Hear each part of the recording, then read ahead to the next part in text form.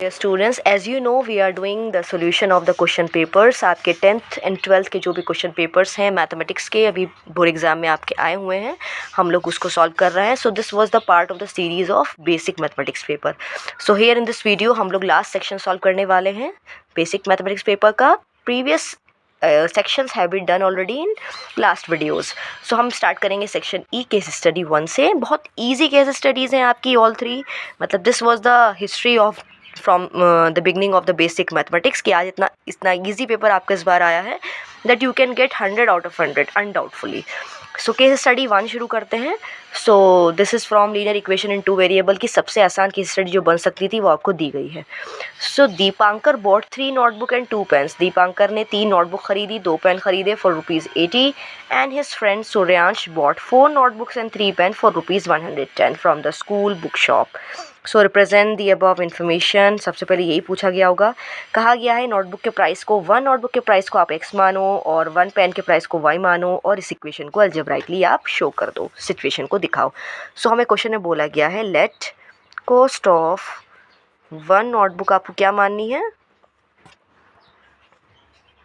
हमें लेनी है ₹x and cost of 1 pen be ₹y according to question. और ये फर्स्ट पार्ट भी ऑटोमेटिकली हो जाएगा. कहा गया है कि 3 नोटबुक और 2 पेन खरीदोगे तो 80 देने पड़ेंगे. 3 नोटबुक हैं, एक नोटबुक के x रुपीज़ है तो 3 के कितने हो जाएंगे 3x प्लस साथ ही साथ कितने पेन खरीद रहे हो 2 पेन. सो 1 पेन की कॉस्ट y है तो 2 पेन की डबल हो जाएगी 2y और आपको बजट बना है पूरा 80 रुपीज़ का. सो ये बनी हमारी इक्वेशन 1. सिमिलरली सेकंड सिचुएशन पढ़ते हैं. 4 नोटबुक हैं और 3 पेन हैं. सो 4 नोटबुक का मतलब 4x और 3 पेन्स का मतलब 3y और बजट है हमारा 110 का. सो कुछ नहीं करना है, इक्वेशन 1 डन. ये वाला आंसर हमारा हो गया.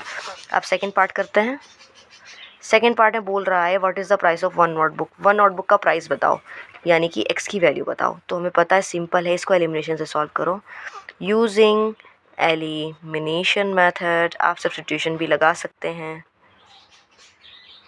इन equation first and second.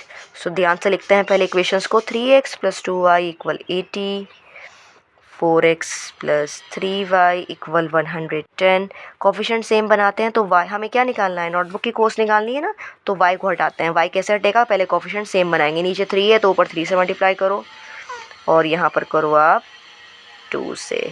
So this implies 3 3 = 9, 9x + 6y = 240. Double करो 8x + 6y = 220. सो नाउ लगा दो हाथों हाथ एलिमिनेशन मेथड. ये इससे cancel x = 20 rupees answer.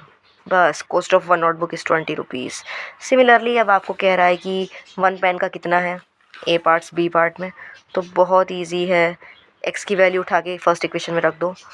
Put x = 20 in equation 1. So 3x बोला है तो 3 × 20 + 2y = 80. सो 2y = 80 - 32 = 60, 60, 2y = 20. सो y की वैल्यू 10 यानी 1 पेन 10 रुपीज़ का है. अब थर्ड क्वेश्चन करते हैं इसी का ही थर्ड पार्ट. अगर आपने सूर्यांश को कितना पैसा देना है, अगर उसने परचेज़ किए 6 नोटबुक और 3 पेन. सूर्यांश ने परचेज़ किया 6 नोटबुक, 6 नोटबुक एंड 3 पेन्स खरीदे हैं. तो 6 नोटबुक का हिसाब बनेगा, एक नोटबुक है 20 रुपीज़ की तो 6 × 20 और 3 पेन का बनेगा 3 × 10. सो 120 + 30 दैट इज़ सूर्यांश को देने हैं 150 रुपये. तभी उसे 6 नोटबुक मिलेंगे और 3 पेन मिलेंगे. I hope you understood this case study. It was easiest of this chapter. Now next case study. Dear students, here is case study second, question number 37. That is based on mutual fund. So it is the description of mutual fund जो आप खुद से पढ़ लीजिएगा. It has basically directly no relation with the this calculation we are going to do. उसे बताया गया है what is a mutual fund, ये कैसा इन्वेस्टमेंट होता है, जो हम कहाँ देते हैं और कौन इसे ऑपरेट करता है. ओके और इसको हम क्यों करते हैं, ताकि हमें इनकम हो सके, हमारा कैपिटल प्रोड्यूस हो सके. तो ये म्यूचुअल फंड के बारे में थोड़ी सी डिस्क्रिप्शन है. फिर एक टर्म होती है इसमें नेट एसेट वैल्यू, जो हमारा पर शेयर मार्केट जो हमारा फंड दिखाता है उसकी वैल्यू को दिखाते हैं. सो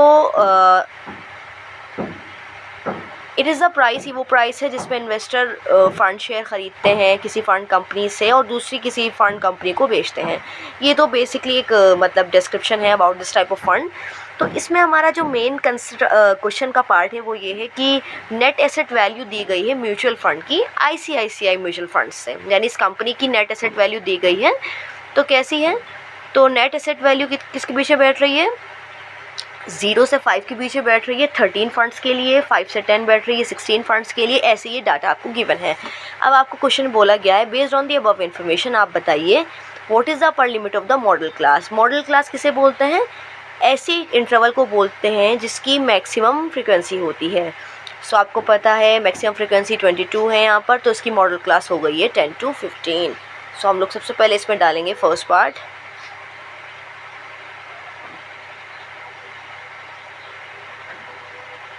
देखो 22 है तो 10 to 15। इसे बोलते हैं लोअर लिमिट, इसे बोलते हैं अपर लिमिट। सो क्वेश्चन में क्या बोला गया है? What is the upper limit of model class. So upper limit हो गई है 15 answer. What is the median class. Median class कैसे पता लगाते हैं भाई? मीडियन क्लास निकालने के लिए I have already drawn a table. आपको CF निकालना पड़ता है, क्यूमुलेटिव फ्रिक्वेंसी। तो इसे निकालते हैं 13, 29, 51, 69 और 80। सो ये हमारी होती है लास्ट वैल्यू n। सो n/2 निकालते हैं हम। 80/2 40, 14 दोनों के बीच में आ रहा है, तो ऊपर वाला तो क्लास किसकी काम करती है? क्यूमुलेटिव फ्रिक्वेंसी की। और नीचे वाले के सामने वाला होता है फ्रिक्वेंसी f, और ये होती है हमारी median class. So median class हो गई आपकी 10 to 15। पूछा गया है what is the median class. So इसका आंसर हो जाएगा 10 to 15। Now the third part is what is the mode and what is the median. तो हम दोनों निकाल लेते हैं, आपको एक करना था एग्जाम में।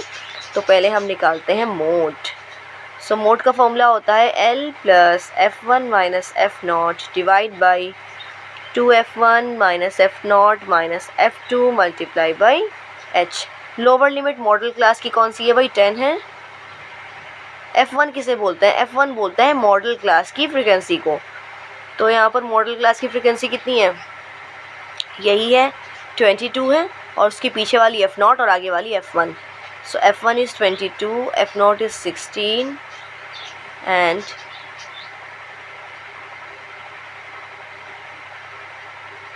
into height means length of interval is 5. So we are going for solution further. 6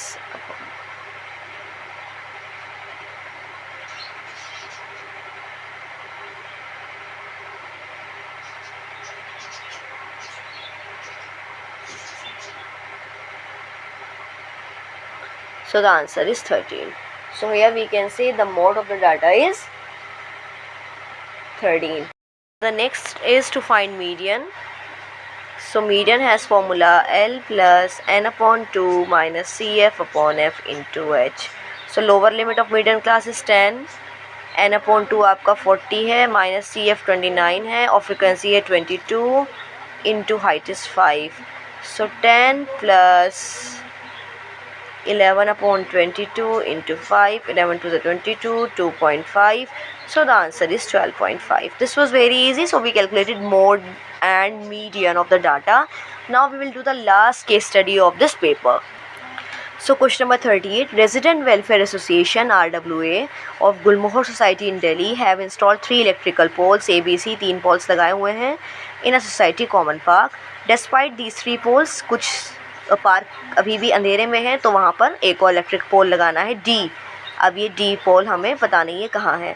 अब क्वेश्चन में पूछा गया है आगे further what is the on the basis of our information answer the following question. What is the position of pole C की position बतानी है भाई। सिंपल है, C का x कोऑर्डिनेट 5 है और y कोऑर्डिनेट इसका 4 है, तो कोऑर्डिनेट्स इसके बैठे हैं 5,4। तो सिंपल इसका आंसर हो जाएगा भाई केस स्टडी का 38 फर्स्ट पार्ट। C के कोऑर्डिनेट बताने हैं तो 5,4। First answer done. अगला देखते हैं what is the distance between B and O। B पोल है, O कॉर्नर है, कोना O 0 0 कोऑर्डिनेट्स के साथ है। तो मैं बोला गया है यहाँ सेकंड पार्ट के लिए B कोऑर्डिनेट निकालते हैं पहले 6,6। सो 6,6 है और वो आपका कॉर्नर है 0,0। सो इसके बीच का फॉर्मूला लगाना है, आपको पता है using distance formula, O B कह लो या बी ओ कह लो, आपको root of x2 minus x1 whole square y2 minus y1 whole square.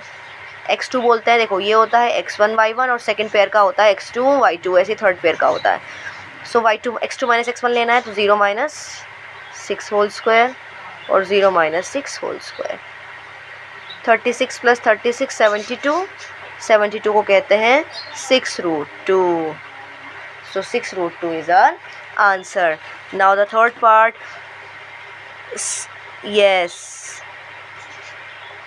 Find the position of fourth pole D such that ABCD forms a parallelogram. आपको बोला गया है इसमें थर्ड पार्ट, इसे बोला गया है थर्ड के ए पार्ट में कि अगर ए बी सी डी एक पैरेललोग्राम बना रहा है तो डी के कोऑर्डिनेट्स खुद से बताइए। तो तीनों के तो पता है तो मैं पहले लिख लेती हूँ A B C D coordinates. A has coordinates 2,7, B has coordinates 6,6, C has coordinates 5,4। So करते हैं इसे अभी हम। सी हैज़ कोऑर्डिनेट्स 5,4, आपको डी के निकालने हैं, फॉर एग्जाम्पल x, y। आपको ये बताया गया है कि A B C D forms a parallelogram. Since A B C D is a parallelogram, तो बताइए डी के कोऑर्डिनेट क्या होंगे। आपको पता है कि यहाँ पर ए बी सी डी क्या दिया गया है, एक parallelogram A B C D. You know diagonal bisect each other in parallelogram, यानी जो mid point of A C होगा वही mid point of B D होगा। So diagonals bisect each other, एक दूसरे को बाइसेक्ट करेगी, यानी कि mid point of A C वही होगा जो कि mid point of B D होगा। तो लगाते हैं mid point formula. A C का देखो, ए की कोऑर्डिनेट है 2,7 एंड बी हैज़ कोऑर्डिनेट 6,6, सी के ले लो आप 5,4 और डी का आपका XY है। चलो लगाते हैं mid point formula. x1 plus x2/2 होता है तो 2 plus 5/2, 7 plus 4/2, x plus 6/2, y plus 6/2। So this implies, अब कंपेयर करो ज़रा इसे, इसको इससे कंपेयर करो तो क्या हो जाएगा, 7/2 इक्वल x प्लस 6/2, ये इससे काटो, x की वैल्यू बैठेगी 1।